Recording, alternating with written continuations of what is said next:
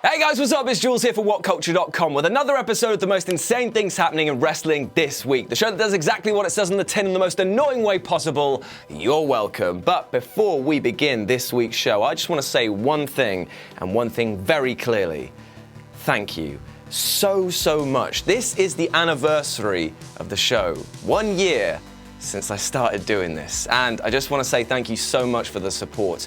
When I first got the project, I was so nervous about what would happen with it and where it would go, but now it's turned into its own thing. It's ridiculous, it's over the top, and every single week you guys give me many giraffes. Thank you so much for your support, and I hope to go on with this even further. So there we go. Let's get on with the intro.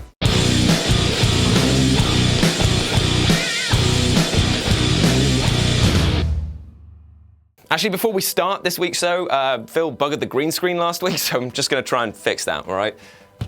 No.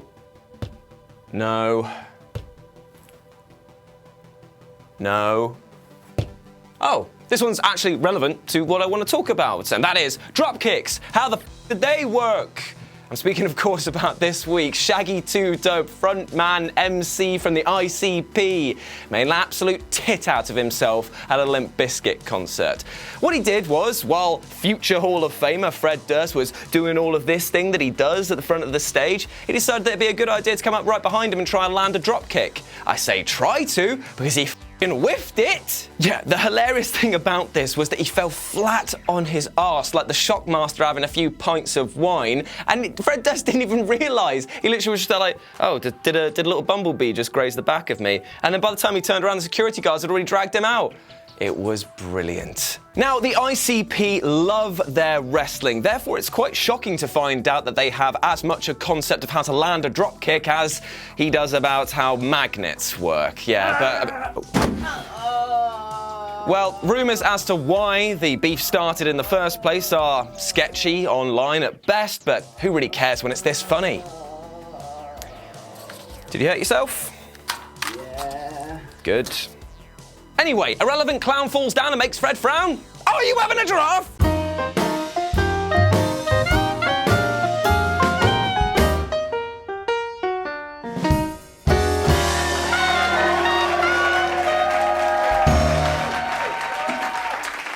Hey, honey, I'm home. Oh, shit, sorry, mate. I'm home. Hey, darling.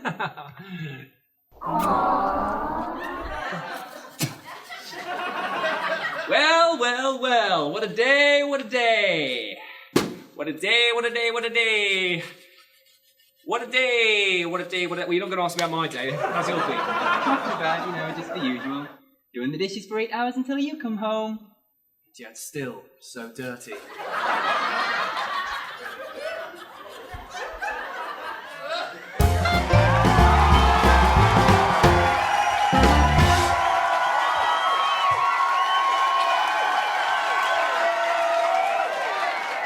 Right, cut that out. Welcome home, father dear. Clarence, I told you don't walk around this house with that type of makeup. You go to your room and you take that off right now. But Dad, I'm not wearing any makeup. I said go to your room. But Dad... I said fuck off. Oh no, don't you boo me. Don't you boo me, it's my fucking show. No, back over here. So how was your day? I tried to kill Simon Miller today. Not the cardboard one, he was actually a bit too tough. How did it go? Not well.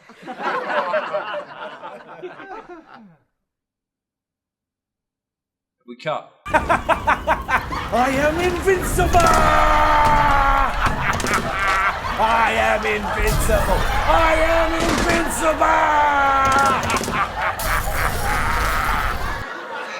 Yeah. It sounds like such a hard day, honey.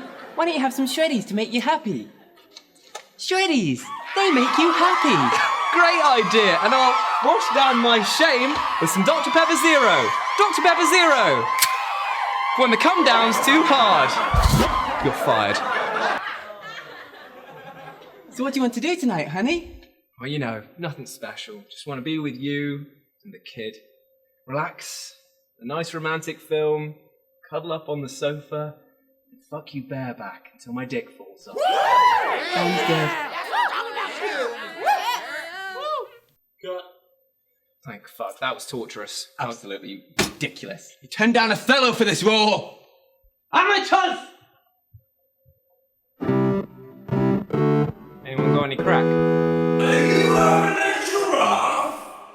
Right, now one of the things that gets levelled at me and the rest of WhatCulture is that we're anti-WWE. That's simply not true. We literally watch it every single week, like both episodes, NXT, all of the little side bits as well. Not because we have to because of work, but because we actually love the sport. And you know what?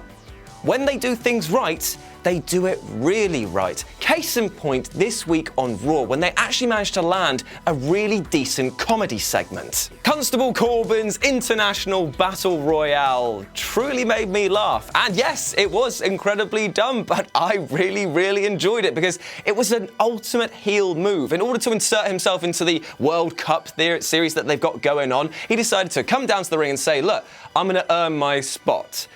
But he's going to heavily fix it by basically getting a ton of jobbers in from around the world to justify his win. It was brilliant. And the names for these people were fantastic. Absolute worthless jobber names like the Sultan of Shawarma, the Chilean Sea Bass, the Belgian Waffler, and Andy Murray. Seriously, how could you take any of these guys seriously? Yet in amongst their numbers was a big shiny golden lad called the Conquistador. He did a little dance, which upon revealing who it was might be a little bit problematic.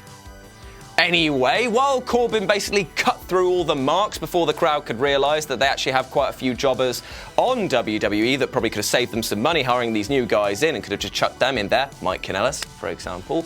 Before that was going on, he then got back into the ring and he suplexed Corbin out of his boots. And then he got unmasked. It was Kurt Angle.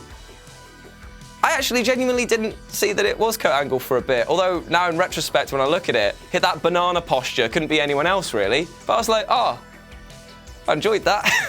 This was wrestling and comedy meeting in perfect harmony. It was incredibly silly, but it didn't overstay its welcome and had a little bit of a payoff because now, going forward, it means that Baron Corbin isn't going to Saudi Arabia for the World Cup. Instead, Kurt Angle is the #1 dad with his problematic dancing.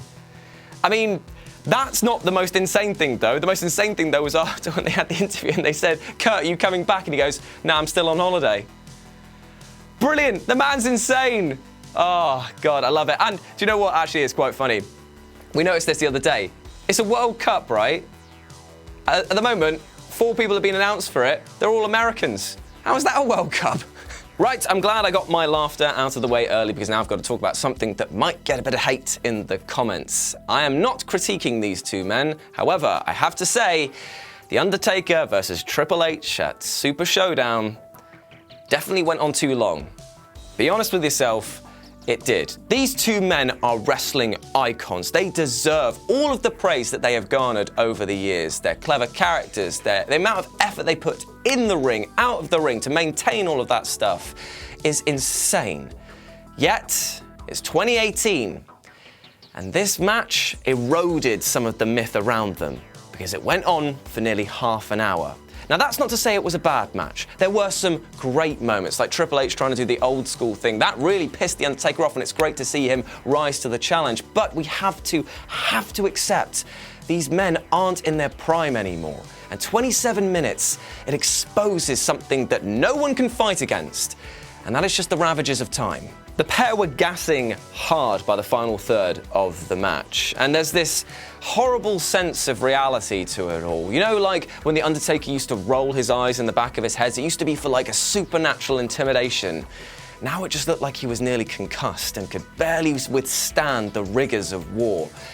I am in no way critiquing these men for what they do. I'm just saying that maybe it is time for them to stop. Because there's only so many times that you can have a one more match, a one more of this, a one more of that, before people actually turn around and say, we don't want to see it.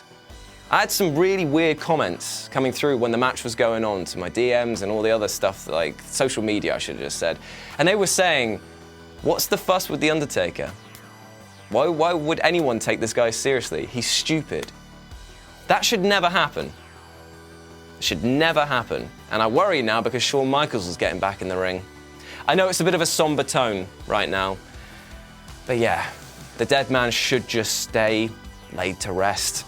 Right, let's get some energy back into the room. And this one's just a weird one because what do you call Braun Strowman, McIntyre, and Ziggler? What's their stable name? If you thought that it was the Dogs of War, you'd be wrong. It's weird. Vince has not taken off with this, and he's told people apparently not to say it, which is why this week on Raw we got the fact that they were called Braun Strowman and Company. He sounds like a f***ing moving van. They're not men with ven. And later in the match, when they won, it was McIntyre and Company, like it had been a hostile takeover. They sound like a Scottish accountancy that went down with Northern Rock.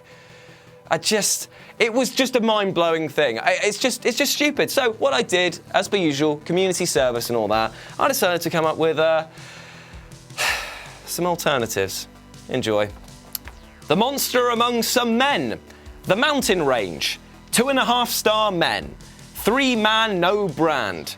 Twinkie Twinkie, lots of hair with a Scot and a bear. Braw Ziggling tire. And the Pussy Splitters. And now welcome to the Philosophical Corner. When does such a short thing have such a tall opinion of themselves? Phil, you're filling my mind up with the juice. You're sticking a straw in and you are slurping it back out. Also, it's when Austin Aries gets mad because you called him short. He is, though. He is. So are you, though. Right, let's prefix this section by saying the following. Austin Aries is an incredible talent inside the ring, but his ego does get him into hot water a fair few times. He has been labelled as notoriously difficult to work with, something that I too have stamped on both my resume and my Tinder profile. Jim Cornette once said this of him. He's always miserable and complaining about something, and not in an endearing way like me. And Jim Cornette complains a lot, so that is saying something. But this week on Twitter, there was a weird feud going on between Johnny Impact and Austin Aries because Austin Aries was accusing Johnny of short-shaming. He had this to say in a tweet, and it's bad. If I joked race, retards, your gay look, or if I fat-shamed your husky wife, instant outrage, but you can predictably cut on me over my height. There's a lot to digest in that. But Michael Sidgwick did it for me. He's the writer of these, the sort of written article version of this that I adapt for videos. He's a good boy, very angry man. He's also short. He had this to say. Your writer stands at 5'7", so with authority I can state that being short is simply not the same as being marginalised for the colour of one's skin. My short ancestors were never enslaved for one. Fuck me, man. Now, the funniest thing is that Aries has marketed himself as the greatest man who ever lived. Surely if you've got that sort of title, you should have a thicker skin. But then again, maybe it just flew over his head.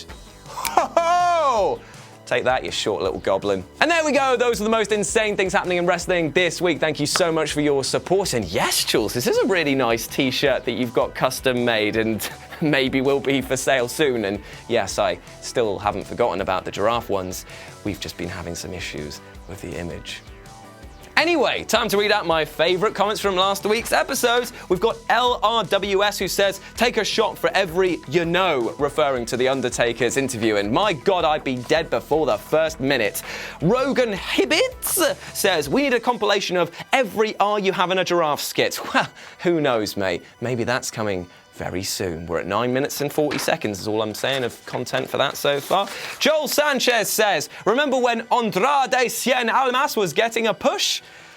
He got a push, mate, down an elevator shaft by Vince. Because he did! And the final one from Jet1560, who is talking in reference to The Rock allegedly being paid $20 million to become champion in Saudi Arabia, who says, I'd say that for $20 million, I'd blow the entire locker room. But Jules' mum already does it for free. Well, not only is she a saint, but I guess that's your one per list.